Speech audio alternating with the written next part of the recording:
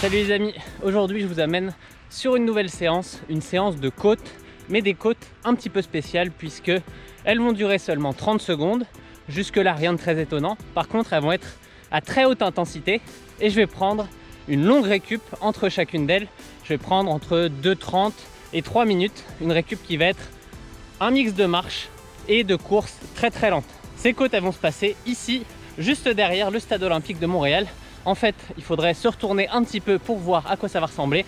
Vous allez voir, c'est beaucoup moins fun que la vue qu'on a derrière, mais c'est là que ça va se passer parce que c'est là où il y a une belle côte. C'est ici, on est sous une route. Vous pouvez voir au fond qu'on a une belle petite montée. Ça fait 6 ans que je me fais des côtes ici et on va encore faire une belle séance aujourd'hui. Ce que j'aime avec cette côte, c'est qu'elle est progressive. On peut partir avec un faux plat montant et petit à petit, la pente avance et là ça devient dur. Ça permet de bien se lancer, d'avoir une bonne technique dès le début et après le but c'est de la conserver jusqu'au bout en allant vite. Et comme vous pouvez le voir, je suis bien couvert aujourd'hui tout simplement parce qu'il fait 4 degrés et quand on vient de l'été, un 19 septembre, les 4 degrés, et bah, c'est assez frais. Donc je vais sûrement me réchauffer en courant, on va pouvoir retirer des couches au fur et à mesure, mais pour l'instant je suis bien content d'avoir mon bandeau, mes gants et des manches longues. Allez, on y va, on se lance pour ce premier intervalle. C'est parti.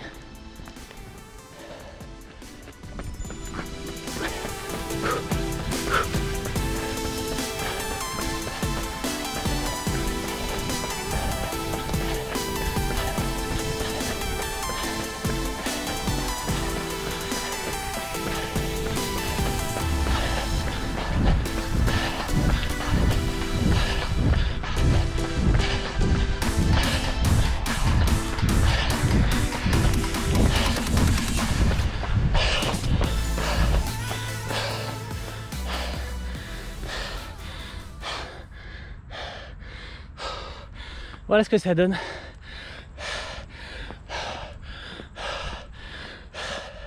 Dès le premier, ça brûle les cuisses. Mais maintenant, j'ai 2 minutes 30 à 3 minutes pour bien récupérer. Donc tout va bien.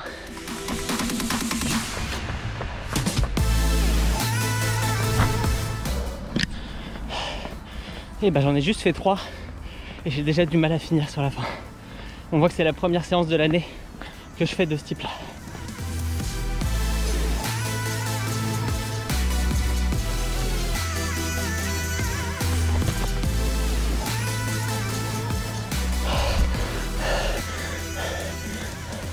Pour tous ceux qui imaginent qu'avec une longue récup et des intensités très courtes, on ne peut pas faire monter le cardio, et ben moi il monte jusqu'à 175 à la fin de l'effort, alors que mon max est à 185. Et je peux vous dire que ça pique dans les jambes, mais ça pique aussi ici. Allez, il en reste encore 2 avant la fin de la séance.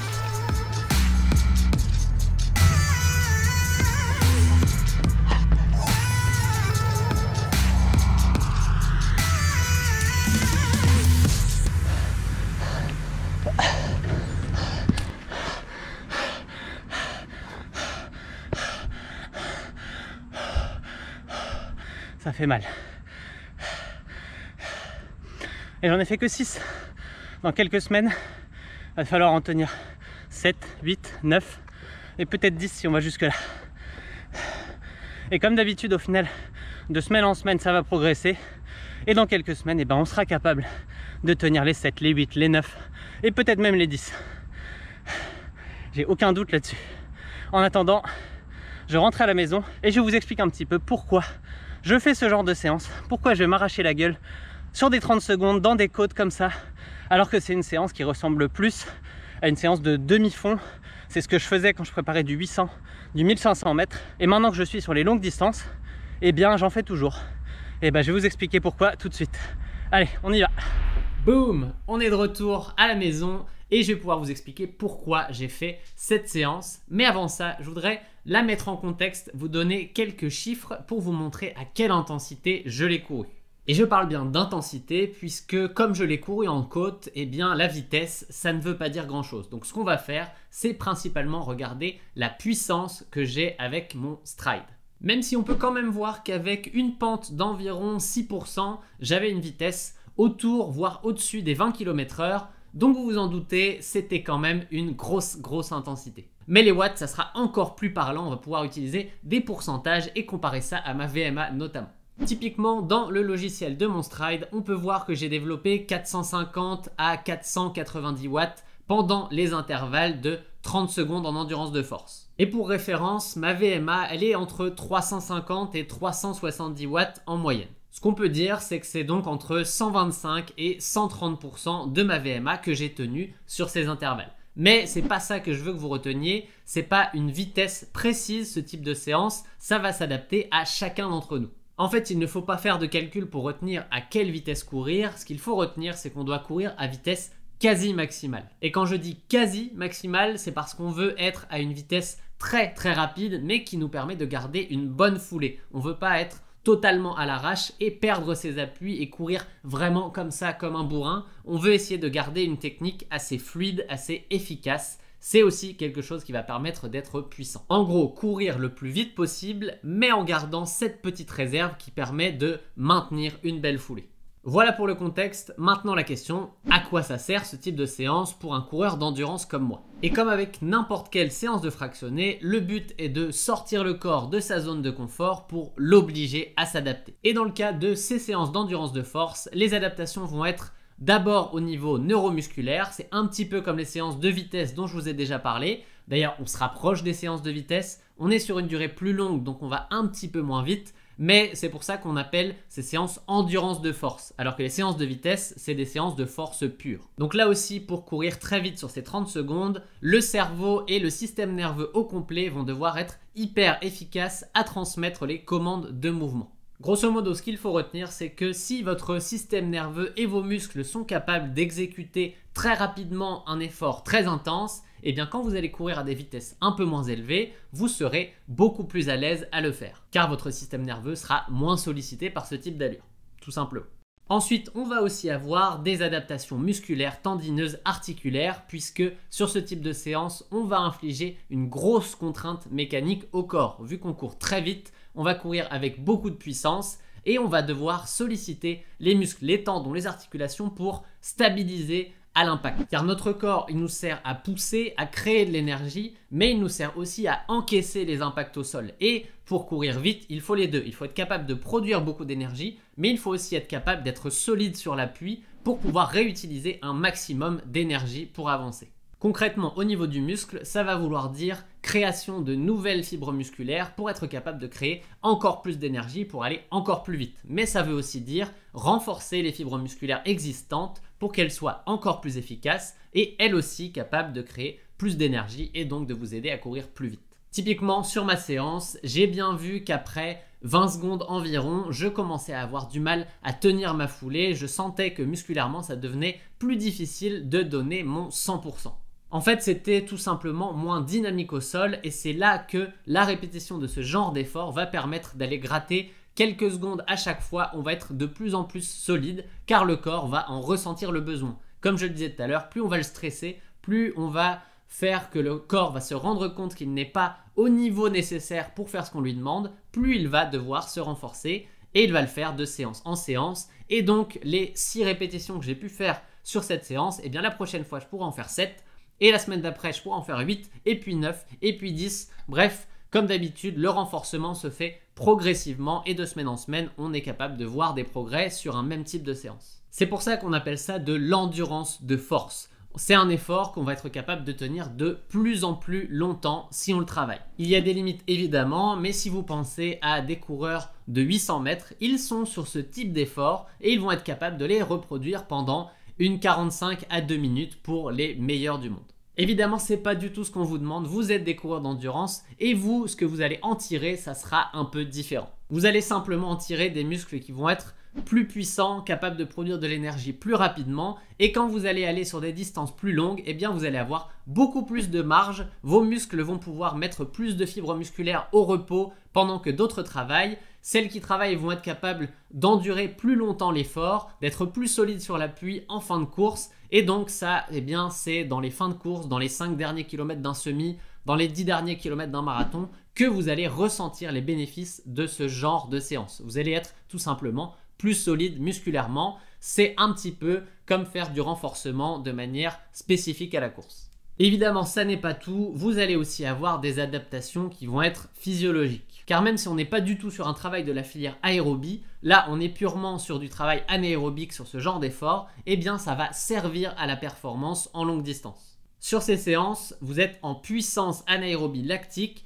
et vous allez donc forcer votre corps à avoir une meilleure capacité de création d'énergie. Et plus vous avez d'énergie disponible, plus vous allez être capable de l'utiliser pour faire ce que vous voulez pendant vos courses. Ça peut être avoir un départ plus rapide, doubler un coureur, prendre un virage avec une relance, ralentir et réaccélérer après un ravitaillement, prendre une côte sans fatiguer. Bref, pour tous ces petits détails, vous allez voir que ça va vous servir. Le principe, c'est que sur toutes les autres allures qu'on va travailler à l'entraînement, les muscles ont le temps de créer de l'énergie. Là, sur l'endurance de force ou de la force pure, on va leur demander de créer énormément d'énergie d'un coup. Et après, quand on va revenir sur des allures plus classiques, même à VMA, vos muscles ont le temps de créer l'énergie et ils ne sont pas stressés par cet aspect. Et oui, j'ai parlé d'anaérobie lactique tout à l'heure. On parle en effet de créer un maximum d'énergie en un minimum de temps. Et ça, la filière aérobie toute seule n'est absolument pas capable de le faire. Elle a besoin du renfort de la filière anaérobie lactique.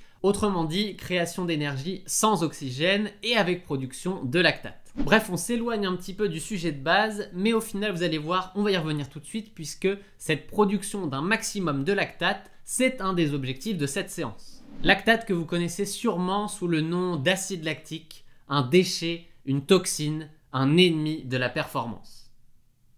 C'est faux.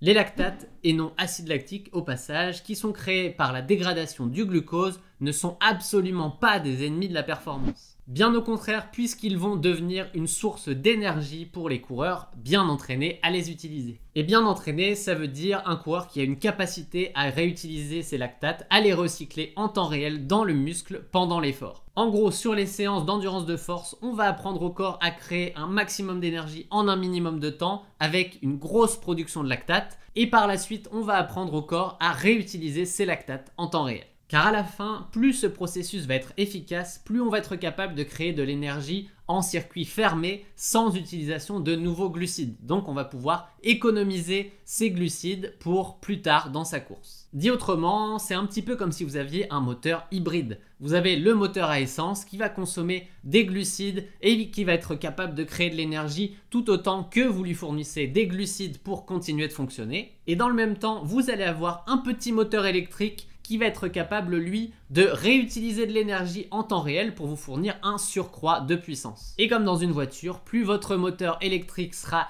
efficace, plus vous allez pouvoir économiser votre moteur à essence. C'est tout simplement ça. Bref, on pourra revenir plus en détail sur ce sujet si ça vous intéresse, n'hésitez pas à me le dire dans les commentaires. Et si on met ça en perspective dans les courses d'endurance, eh bien vous aurez une aisance bien supérieure à toutes les allures. Comme je vous le disais tout à l'heure, vous allez pouvoir être bien plus efficace sur les départs, les ravitaillements, les relances, les côtes, puisque vous n'aurez pas une seule vitesse. Vous serez capable sans problème d'accélérer à un moment, de délivrer un surcroît de puissance et ensuite votre corps va être capable de recycler les lactates qui auront été produits pendant cette brève accélération.